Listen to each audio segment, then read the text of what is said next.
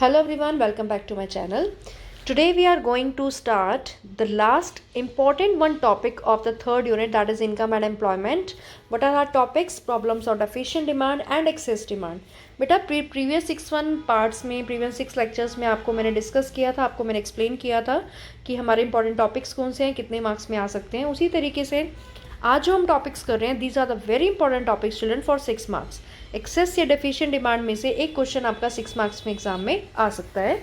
तो दोनों को ही आपको क्लियर करना बहुत ज़रूरी है, लेकिन उससे पहले इनके कुछ बेसिक कंसेप्ट्स है वो हम डिस्कस करेंगे. So what are the contents of today? Problems of deficient demand, that is excess demand and full employment, involuntary unemployment, इन चीज़ों के बारे में हम पढ़ेंगे. Then remedies for excess and deficient demand, fiscal and monetary measures which will be used to remedize or as a solution for the excess and deficient demand. Clear? So let's start with the first about deficient demand. Before that, we should know about the general terms which will be used in this topic, that is full employment equilibrium. Full employment equilibrium क्या होता है बेटा? वो situation जहाँ किसी तरह का कोई इनवॉलंटरी अनएम्प्लॉयमेंट प्रिवेल नहीं करेगा. अब ये इनवॉलंटरी अनएम्प्लॉयमेंट क्या है? वो सिचुएशन जहाँ एक पर्सन काम करना चाहता है और काम करने के लिए एबल भी है, किसी भी वेज रेट पे काम करने को वो रेडी है, लेकिन उसे काम नहीं मिल रहा. ठीक है, तो फुल एम्प्लॉयमेंट क्या है? उस तरह की रोजगार है, उस तरह का एम्प्लॉयमेंट है जहाँ किसी तरह का इनवॉलंटरी अनएम्प्लॉयमेंट प्रिवेल नहीं करता. वो सिचुएशन नहीं हो सकती यहाँ पे. यानी कि हम ये मान के चलेंगे जितनी लेबर हमारे पास अवेलेबल है उन सबको काम मिला हुआ है. जो काम करना चाह रही थी, ठीक है, उन्हें काम मिला हुआ है. लेकिन इनवॉलंटरी अनएम्प्लॉयमेंट क्या होती है? जो काम करना चाह रहे हैं लेकिन काम नहीं मिला, दैट इज़ इनवॉलंटरी अनएम्प्लॉयमेंट. और फुल एम्प्लॉयमेंट क्या कह रही है कि ये इनवॉलंटरी अनएम्प्लॉयमेंट नहीं हो सकता. नो, ऐसा नहीं हो सकता. सबको काम मिलेगा. जितनी लेबर हमारे पास काम करने के लिए अवेलेबल है, विलिंग टू वर्क है, अवेलेबल है काम करने को किसी भी वेज रेट पे हो, they are able and willing to work, it means that labour is already working, that is full employment. लेकिन फुल एम्प्लॉयमेंट का मतलब ये नहीं है कि पूरी इकोनॉमी की बात कर रहे हैं, कि इकोनॉमी की बात नहीं करेंगे हम, उस लेबर उस पर्टिकुलर एरिया की बात करेंगे.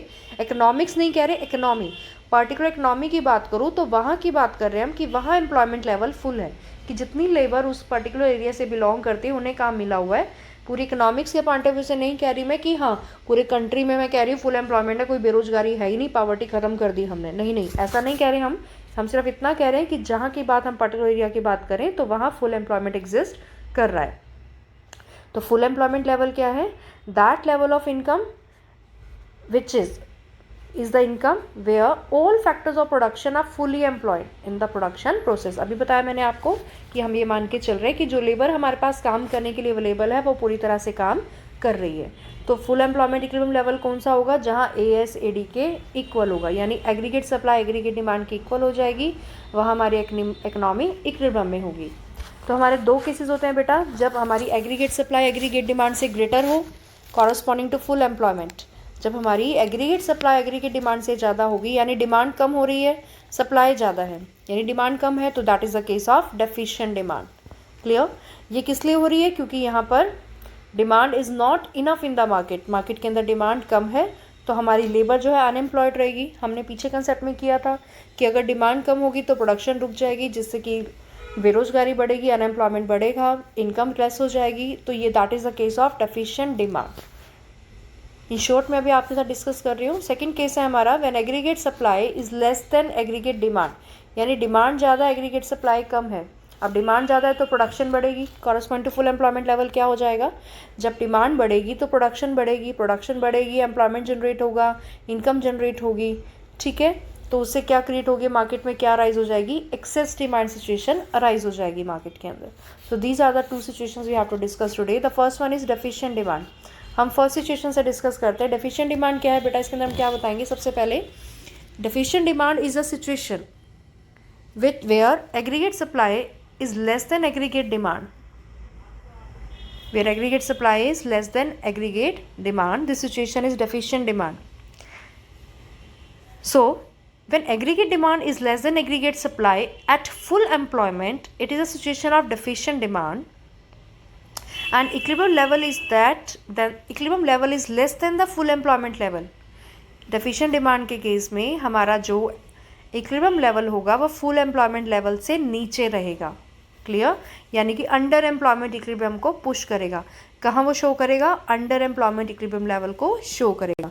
It means this pushing the economy into an underemployment equilibrium, यानी डेफिशिएंट डिमांड, एम्प्लॉयमेंट हमारा कम, तो इक्विलिब्रियम लेवल कहाँ होगा? AS/AD के इक्वल कहाँ होगा? अंडर एम्प्लॉयमेंट लेवल पे। ठीक है, अभी हम डायग्राम में देखते हैं। अंडर एम्प्लॉयमेंट लेवल पे इक्विलिब्रियम लेवल हमारा राइज करेगा, इसे हम डिफ्लेशनरी गैप भी कहते हैं। It is also known as deflationary gap. देखो, डेफिशिएंट डिमांड होगी तो उससे क्या आएगा? डिफ्लेशनरी गैप अराइज हो जाएगा, डिमांड कम हो रही है। अब डिफ्लेशनरी गैप अगर हो गया corresponding to full employment level पे, क्योंकि अंडर एम्प्लॉयमेंट इक्विलिब्रियम पे रीच करेगा हमारा AS/AD, तो डिफ्लेशनरी गैप अराइज हो गया इकोनॉमी में। डिफ्लेशनरी गैप की वजह से प्रोडक्शन कम होगी।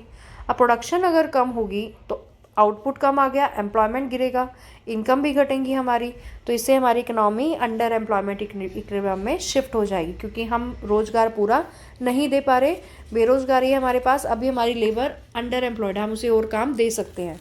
ठीक है, वो तब देंगे जब जैसे मार्केट में डिमांड अराइज होगी हम उन्हें काम दे देंगे, वो ज़्यादा काम करेगी इकोनॉमी के अंदर, तो प्रोडक्शन बढ़ेगी। So that is the case how we will show the diagrammatic presentation with this children. Underemployment equilibrium is a situation where AD is equal to AS at below full employment level. अगर हम इस diagram की बात करें, देखो तो हम नीचे OX एक्सिस पे इनकम दिखाते हैं, हमें पता है, OY एक्सिस पे हम AS और AD दिखाएंगे, Y which is also known as AS, और ये हमारी AD है।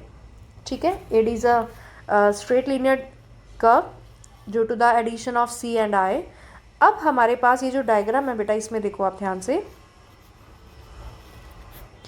हमारी जो AS और AD, हमारा इक्विलिब्रियम पॉइंट है यहाँ पर, यानी ये हमारा जो पॉइंट AS/AD है, लेकिन हम क्या शो कर रहे हैं? Where AS is greater than AD, demand हमारी कम है, AS is greater than AD है, यानी AS इस एरिया में ऊपर है हमारी, इधर वाले एरिया में नहीं है, इस एरिया हमारी AS ऊपर है, यानी AS AD से ऊपर है। यानी हम फुल एम्प्लॉयमेंट लेवल के कॉरस्पॉन्डिंग की बात करें तो इक्विलिब्रियम लेवल हमारा पूरे एम्प्लॉयमेंट से नीचे आ रहा है, काफ़ी अंडर एम्प्लॉयमेंट पे ही आ जाता है। अगर हम लेवल एम्प्लॉयमेंट बढ़ाते हैं तो हमें नज़र आता है कि हमारी एग्रीगेट सप्लाई AD से ज़्यादा है, तो ये गैप को क्या शो कर रही है? दोनों का गैप, ये बीच का क्या शो कर रहा है हमें? Deflationary gap. मैंने इनको कुछ पॉइंट्स को नेम दिए हैं बेटा, सी इन द डायग्राम। अगर मैं इस पॉइंट की बात करूँ तो L नेम दिया गया है, यहाँ जो पॉइंट टच कर रहा है M, and the OX axis which point is touching that is N। इस पूरी लाइन का एरिया कितना है? LN, जो कि हमें AS का एरिया दिखा रहा है। MN का जो एरिया है वो है हमारा AD का एरिया, यानी इस LN में से अगर मैं ये M और N को डिडक्ट कर दूं तो मेरे पास क्या बचेगा? ये डिफ्लेशनरी गैप का एरिया, दैट इज़ LM। यानी AS में से अगर AD डिडक्ट कर दी जाए तो हमारे पास बच गया बीच का area, that is deflationary gap, which is known as deflationary gap, और you can say the deficient demand, जो कि फुल इक्विलिब्रियम लेवल, जो हमारा इक्विलिब्रियम पॉइंट है वो हमारा फुल एम्प्लॉयमेंट से कॉरस्पॉन्डिंग कहाँ हमें आ रहा है? हमारा अंडर एम्प्लॉयमेंट लेवल पे रीच कर रहा है। Clear? Now what are the remedies for deficient demand? हम अगर मार्केट में डिमांड कम अराइज हो रही है उसको कैसे ख़त्म करें, उसे कैसे ठीक करें?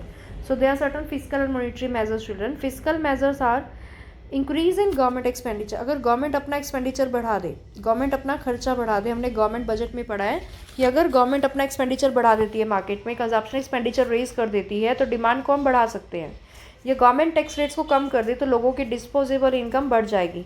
लोगों की डिस्पोजेबल इनकम अगर बढ़ जाएगी तो लोगों के पास खर्च करने के लिए पैसा आ जाएगा, तो उससे वो मार्केट के अंदर डिमांड को बढ़ा सकते हैं। So these are the certain physical measures through which deficient demand can be raised. Now some measures, monetary measures through which we can increase the supply of money in the economy. हमने bank वाले chapter में पढ़े थे बेटा ये points, so these are the repeated points. वही points फिर से हमें एक्सप्लेन करने हैं। देखो, अगर हम बैंक रेट कम कर दें, बैंक रेट क्या होता है? वो रेट जिस पे सेंट्रल बैंक कमर्शियल बैंक को लोन देता है। Repo rate is also the same, लेकिन bank rate short term period के लिए हो गया और वो हमारा लॉन्ग टर्म पीरियड के लिए हो गया। एक हमारा शॉर्ट टर्म, तो हम जरूरी नहीं है कि हम दोनों एक्सप्लेन करें, that one is sufficient.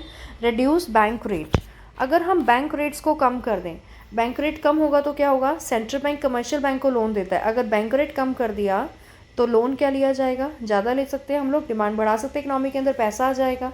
Bank rate कम रखा जाएगा, अगर पैसा हमसे कम लिया जाएगा इंटरेस्ट रेट, तो हम ज़्यादा मनी ले सकते हैं, तो हमारी डिमांड बढ़ सकती है। Reduce cash reserve ratio, cash reserve ratio क्या होती है? CRR, वो रेशो जिस रेशो में कमर्शियल बैंक सेंट्रल बैंक के पास अपनी टोटल डिपॉजिट्स की कुछ परसेंटेज एज रिजर्व लिखवाते हैं। तो अगर CRR को कम कर दिया जाए तो कमर्शियल बैंक के पास पैसा बढ़ जाएगा।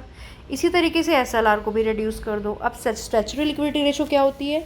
वो रेशो जिस परसेंटेज में कमर्शियल बैंक सेंट्रल बैंक के पास अपनी टोटल डिपॉजिट्स, अपनी अनएनकम्बर्ड सिक्योरिटीज़ और गोल्ड जो उनके पास पड़ा उसकी कुछ परसेंटेज अपने पास रखते हैं और बाकी एज रिजर्व में रखते हैं। ठीक है, कुछ परसेंटेज एज रिजर्व अपने पास रखते हैं और बाकी उसे लोन के रूप में देते हैं। CRR में क्या था, हम सेंट्रल बैंक के पास रख रहे थे। SLR में क्या है, अपने ही पास रख रहा है और बाकी उसे लोन में दे रहा है। यानी अगर रिजर्व रेशो हम कम कर दें तो हमारे पास पैसा ज़्यादा बचेगा आगे लोन में देने के लिए, मनी की सप्लाई करने के लिए। उस एग्रीगेट डिमांड को बढ़ाया जा सकता है। रिड्यूस मार्जिन रिक्वायरमेंट, जब हम बैंक से लोन लेते हैं तो बैंक एक मार्जिन रखता है। हमने गोल्ड लोन लिया, सपोज 10 लाख का हमने लोन लेना है, तो बैंक हमसे 15 लाख या 14 लाख कुछ इस तरीके से हमसे एक गोल्ड रखवाएगा, तो कुछ मार्जिन रिक्वायरमेंट होती है। अगर बैंक वो रिड्यूस कर दे अपने मार्जिन को तो उससे क्या होगा, हम बैंक से लोन बढ़ा सकते हैं अपना और मार्केट में डिमांड हमारी बढ़ सकती है, मनी की सप्लाई रेज हो जाएगी। Purchase securities in the open market, open market जहाँ गवर्नमेंट सिक्योरिटीज़ को बेचा और खरीदा जाता है। सेंट्रल बैंक कमर्शियल बैंक के साथ खरीदने और बेचने का काम करता है। अगर सेंट्रल बैंक सिक्योरिटीज़ को खरीदेगा तो उनकी लिक्विडिटी सोक हो जाएगी। इससे क्या होगा, कमर्शियल बैंक के पास पैसा आएगा तो मनी की सप्लाई रेज हो जाएगी। So these are the certain ways through which money supply can be raise, through which aggregate demand can be remade. Now the next is excess demand. जैसे हमने deficient demand किया, same excess demand भी है बेटा। Where aggregate demand is greater than aggregate supply. ये वो situation है जब एग्रीगेट डिमांड एग्रीगेट सप्लाई से ग्रेटर रहती है। जब डिमांड बढ़ेगी तो ऑटोमेटिकली प्रोडक्शन बढ़ेगी।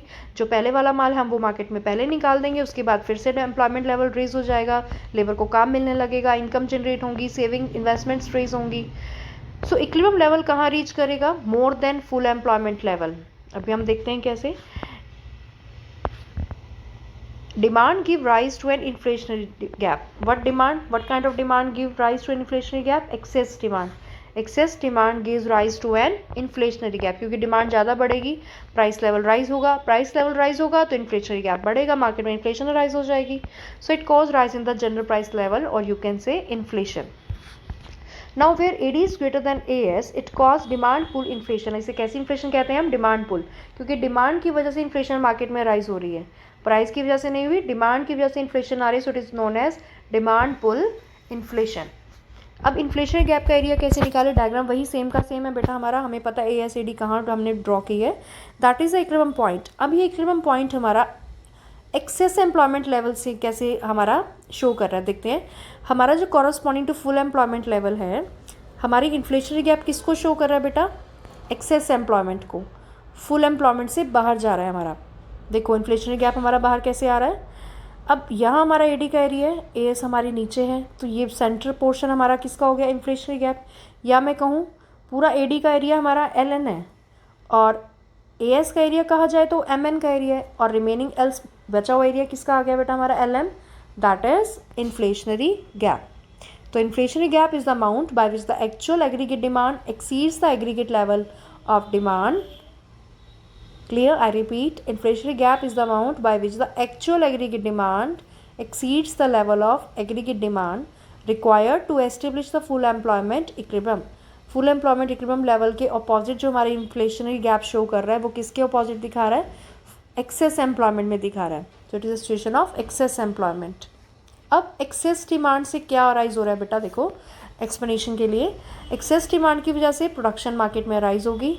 अब production हम नहीं बढ़ा सकते, आउटपुट चाह रहा है इकोनॉमी, प्रोडक्शन रेज करना चाह रही है, लेकिन हम उसे ज़रूरत से ज़्यादा नहीं बढ़ा सकते। एक्सेस डिमांड का क्या इम्पैक्ट आएगा इकोनॉमी में, एम्प्लॉयमेंट को हम बढ़ा सकते हैं लेकिन ऑलरेडी हमारे पास फुल एम्प्लॉयमेंट है, हम एम्प्लॉयमेंट को भी नहीं बढ़ा सकते। जितनी लेबर हमारे पास है उसको तो पूरा यूज़ करके हम ADS के इक्वल आ रहे हैं। आउटपुट की बात करें, प्रोडक्शन भी नहीं बढ़ सकती, एम्प्लॉयमेंट भी नहीं बढ़ सकता। प्रोडक्शन क्यों नहीं बढ़ सकती, क्योंकि जो लेवल ऑफ आउटपुट है वो largest output that the economy is capable of producing, क्योंकि सभी रिसोर्सेज फुली एम्प्लॉयड हो चुके हैं। Only increase general price level, सिर्फ प्राइस लेवल बढ़ सकता है क्योंकि production can not be reached, can not be increase beyond the full employment level. Increase in AD here onwards will only increase the general price level.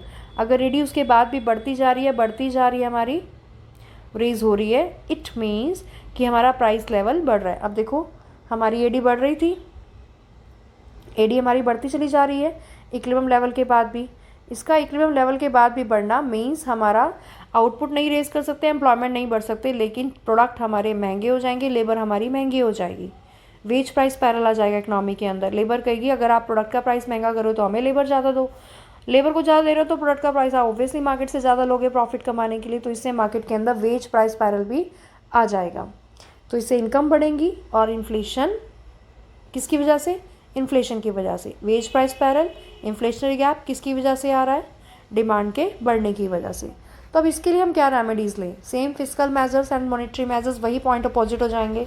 वहाँ हमारे government expenditure raise हुए थे, यहाँ हम गवर्नमेंट एक्सपेंडिचर्स को कम कर देंगे, reduce कर दो, गवर्नमेंट एक्सपेंडिचर रिड्यूस हो जाएंगे तो हमारी एडी कम हो जाएगी। टैक्सेस बढ़ा देंगे, लोगों के पास खर्च करने के लिए पैसा कम बचेगा तो एग्रीगेट डिमांड हमारी रिड्यूस हो जाएगी।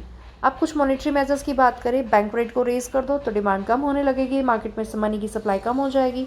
सीआरआर और एसएलआर को बढ़ा दो, उससे क्या हो जाएगा, हमारा जो है रिजर्व ज़्यादा जाएगा और पैसा देने के लिए मनी की सप्लाई कम हो जाएगी। मार्जिन रिक्वायरमेंट ज़्यादा रखेगा बैंक तो लोन पैसा कम लेंगे लोन पर, उससे एग्रीगेट डिमांड रिड्यूस हो जाएंगी। गवर्नमेंट सिक्योरिटीज़ को अगर बेचा जाएगा ओपन मार्केट के अंदर, सेंट्रल बैंक बेचेगा, कमर्शियल बैंक खरीदेगा, कमर्शियल बैंक जब खरीदेगा तो उनके पास लिक्विडिटी हमारी जो मार्केट से सोक हो जाएगी, कमर्शियल बैंक से सोक हो जाएगी, कम हो जाएगा उनके पास पैसा तो एग्रीगेट डिमांड उससे कम हो जाएगी। Clear? So these are the certain ways through which we can correct, these are the remedies through which we can find out a situation to settle the situation of excess and deficient demand। इन दोनों में से कोई एक question बेटा 6 marks के लिए आ सकता है। तो आप पहले एक्सेस डिमांड के बारे में सपोज पूछा जा रहा है तो आप एक्सेस डिमांड के बारे में एक्सप्लेन करते हो ये सब पॉइंट्स, ठीक है, डायग्राम एक्सप्लेन करते हो और उनकी रेमेडीज़ अगर पूछी जाती है तो हम एक्सप्लेन करनी है। Otherwise remedies can be asked separately for 3 और 4 marks by asking any point कि टैक्सेस के थ्रू एक्सेस डिमांड को कैसे हम सही कर सकते हैं, उसे कैसे इक्विलिब्रियम में ला सकते हैं, उसे क्या मेजर है उसका, क्या आप उसको हैंडल करते हो, किस तरीके से आप उसके एक्सप्लेनेशन देते हो, इट डिपेंड्स अपॉन यू। तो हमें कोई भी सिंगल पॉइंट हमसे यहाँ से पूछा जा सकता है about access demand and deficient demand. Now there are certain points, revision of all the formulas। अब हम पूरा चैप्टर कर चुके हैं बेटा, तो हम फॉर्मूलाज एक बार रिकॉल कर लेते हैं फटाफट से। Firstly all the equations or formulas are here। y is equal to c plus s, s is equal to y minus c we can write। The formula for APC is equal to c upon y and APS is equal to s upon y। MPC is equal to change in c upon change in y, MPS is equal to change in s upon change in y। APC plus APS is equal to 1 and MPC plus MPS is equal to 1। APC is equal to 1 minus APS and APS is equal to 1 minus APC। MPC is equal to 1 minus MPS, same as MPS is equal to 1 minus MPC। C is equal to C bar plus BY, S is equal to minus C bar plus 1 minus BY। S is equal to I, AD is equal to C plus I, AD is equal to AS, Y is equal to AD। Y is equal to C plus I, we can also write Y is equal to C plus S। Is Y is equal to C plus I, we can write change in Y is equal to change in C plus change in I। If Y is equal to C plus S, we can also write change in Y is equal to change in C plus change in S। Investment multiplier वाले में हमने किया K is equal to change in Y upon change in I। Investment multiplier is denoted as K। K is equal to 1 upon 1 minus MPC and K is equal to 1 upon MPS also we can write। So these are the certain equations or formulas which will be used in this chapter in the practical questions also। So children, these all the lectures are completed, our chapter is completed here। If there is any query you can ask in the comment box, you can ask personally। Stay connected people, we will meet in the next video with some new chapter। Till then, thank you, have a nice day ahead, blessings।